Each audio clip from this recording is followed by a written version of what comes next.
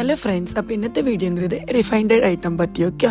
So refined item എന്താണ്, നമ്മൾ rice, sugar, പിന്നെ മൈദ, குக்கீஸ். ஸோ இந்த ஐட்டங்கள்லாம் ரிஃபைண்டட் ஐட்டம்ஸ் ஓகே. இது ஏன் ரிஃபைண்டட் ஐட்டம்ஸ் சொல்கிறோன்னா, இதில் இருக்க நேச்சுரல் நியூட்ரியன்ஸ் எல்லாமே ரிமூவ் ஆகுது. ஸோ இதனால தான் இது ரிஃபைண்டட் ஐட்டம்ஸ் ஆகுது. எந்த ஒரு நேச்சுரல் நியூட்ரியன்ஸும் இல்லாத ரிஃபைண்டட் ஃபுட்ஸ் നമ്മൾ എടുക്കുമ്പോൾ നമ്മൾ ബോഡിയിൽ ബ്ലഡിൻ്റെ ഇൻസുലിൻ ലെവൽ ரொம்ப സ്പീഡാகவே ഇൻക്രീസ് ആകുது. പിന്നെ നമ്മൾ എന്താണ് ഹാർട്ട് ഡിസീസ് വരുது, ഒബേസിറ്റി ആകുது, പിന്നെ നോർമലി നമ്മൾ ടയേർഡ് ആകരുത്, നമ്മളെ ടയേർഡ് ആക്കരുത്. ഇതെല്ലാം ഈ ഫുഡ് എടുക്കുന്നത് കാരണം കൊണ്ട്.